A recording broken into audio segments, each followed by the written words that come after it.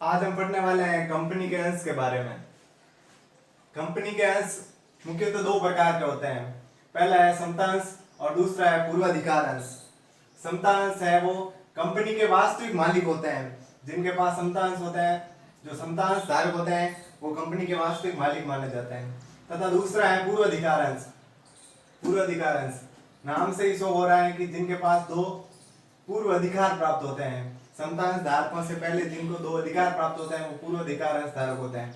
पहला है वो लाभांश प्राप्त करने का अधिकार, इन्हें समतांश धारकों से पहले लाभांश प्राप्त होता है।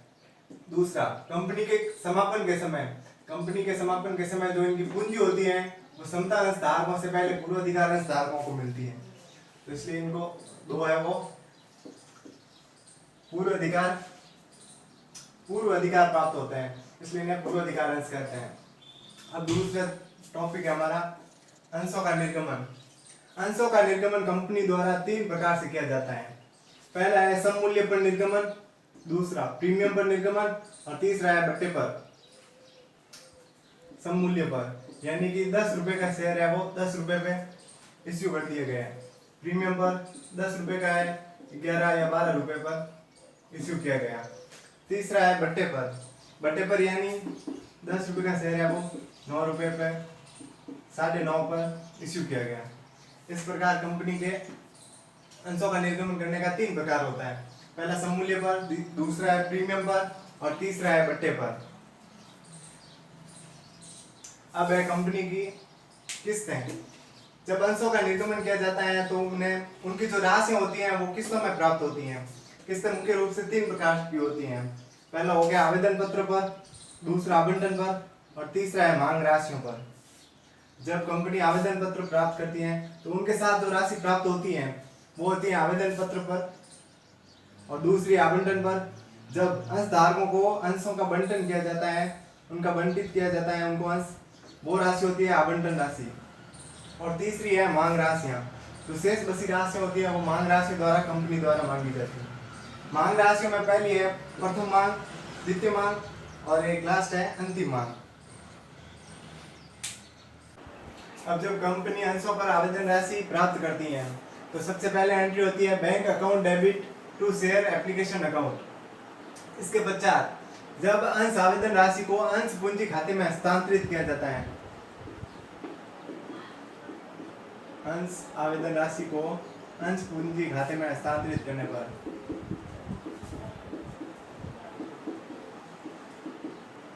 अंश पूंजी खाते में हस्तांतरित करने पर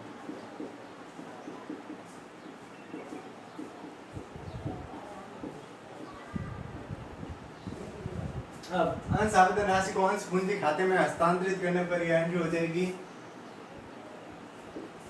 share application account, share application account debit to share capital account. Share application account debit to share capital account. अब आवेदन राशि के पश्चात आवंटन की राशि, तीसरी एंट्री हो जाएगी अंश आवंटन की राशि को अंश आवंटन राशि आवंटन राशि को अंश पूंजी खाते में हस्तांतरित करने पर अंश पूंजी खाते में हस्तांतरित करने पर एप्लीकेशन की राशि है वो पहले प्राप्त होती है और फिर अंश पूंजी खाते में हस्तांतरित होती है। लेकिन इसके अलावा आवंटन की राशि और जो मांग राशि होती है वो पहले अंश पूंजी खाते में हस्तांतरित होती है, उसके पश्चात प्राप्त की जाती है। तो अंश आवंटन राशि को अंश पूंजी खाते में हस्तांतरित करने पर एंट्री हो जाएगी share allotment account debit to share capital account to share capital account. Share allotment account debit to share capital account. इसके बाद जब अंश आवंटन की राशि को अंश पूंजी खाते में हस्तांतरित कर दिया जाता है तो उसके बाद अंश आवंटन की राशि को अंश धारकों से मान लिया जाता है, उसे प्राप्त कर लिया जाता है। तो चौथी एंट्री हो जाएगी, चौथी प्रविष्टि हो जाएगी अंश आवंटन की राशि को प्राप्त करने पर, अंश आवंटन राशि प्राप्त करने पर, अंश आवंटन की राशि प्राप्त करने पर बैंक में पैसे आएंगे तो बैंक अकाउंट बैंक डेबिट हो जाएगा और शेयर अलॉटमेंट की राशि है वो क्रेडिट हो जाएगी। बैंक में कौन सा रुपया आ रहा है? शेयर अलॉटमेंट वाला आ रहा है, तो 2 शेयर अलॉटमेंट अकाउंट, ये हो गई अलॉटमेंट की राशि।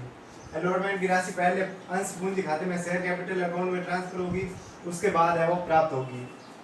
इसके बाद हम लेते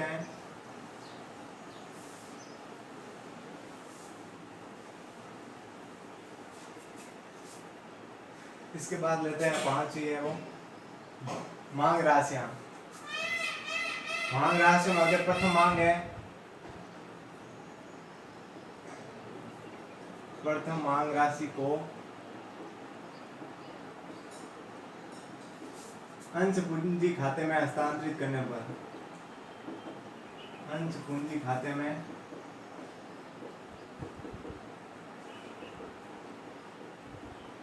हस्तांतरित करने पर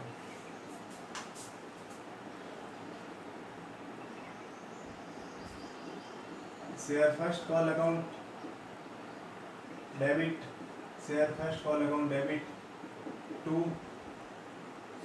शेयर कैपिटल अकाउंट में ट्रांसफर हो जाएगी तो शेयर कैपिटल अकाउंट है वो क्रेडिट हो जाएगा।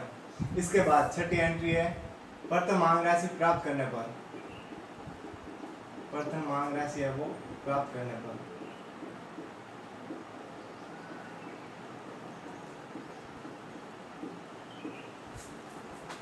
अब शेयर फर्स्ट कॉल की राशि को शेयर कैपिटल अकाउंट में ट्रांसफर करने के बाद ये राशि प्राप्त कर ली जाती है। अब जब राशि प्राप्त होगी तो बैंक है वो डेबिट हो जाएगा, बैंक अकाउंट डेबिट, बैंक में पैसा आएगा तो बैंक डेबिट हो जाएगा। 2 कौन सी राशि हो रही है? बैंक में कौन सी राशि प्राप्त हो रही है? शेयर फर्स्ट कॉल की राशि है, तो 2 शेयर फर्स्ट कॉल अकाउंट। अब इसके बाद है 7 एंट्री हो जाएगी अपनी, जो द्वितीय कॉल है, सेकंड कॉल होती है, उसकी राशि को अंश पूंजी खाते में हस्तांतरित करने पर 7वीं द्वितीय मांग राशि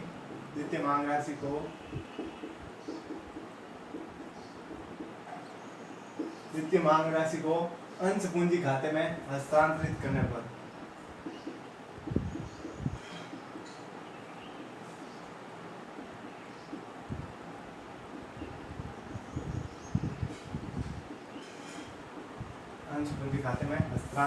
पर वही एंट्री हो जाएगी। शेयर फर्स्ट कॉल की जगह आ जाएगा सेकंड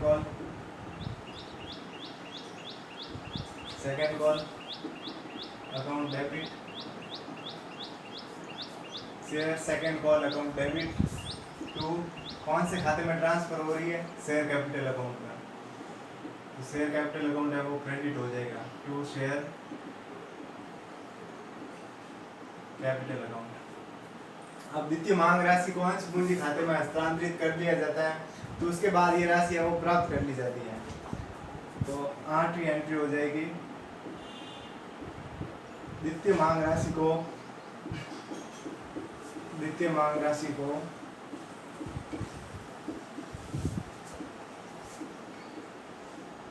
प्राप्त करने का।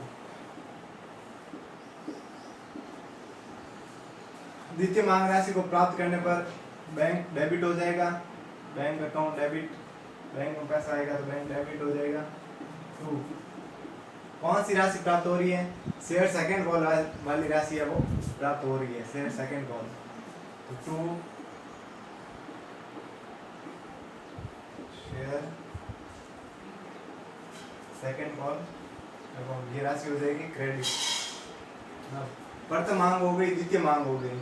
अब अगर अंतिम मांग भी है तो उसकी भी प्रविष्टि हो जाएगी, आठवीं और उसके बाद नवी एंट्री है वो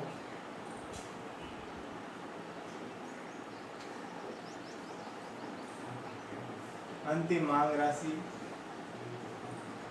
अंतिम मांग राशि को अंश पूंजी खाते में हस्तांतरित करने पर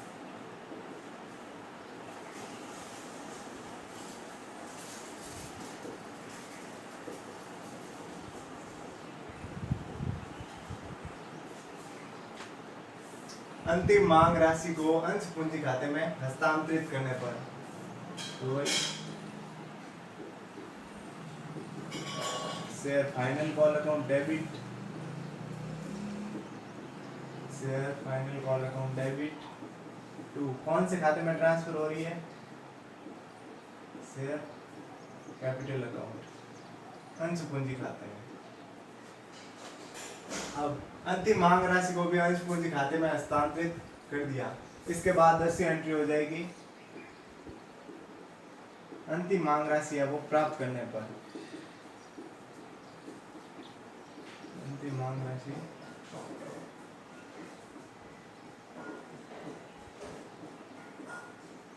प्राप्त करने पर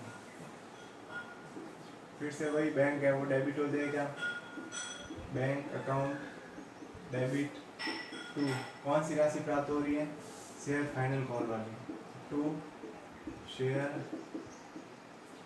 फाइनल कॉल अकाउंट। जो राशि है वो यहाँ पर लिख दी जाएगी। तो ये हो गई अपनी 10 एंट्रियाँ।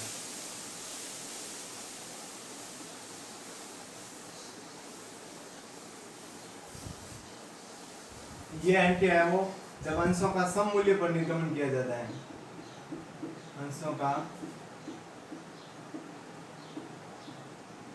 सम मूल्य पर निर्गमन करने पर ये ऊपर वाली जो 10 एंट्री है वो हो जाएगी।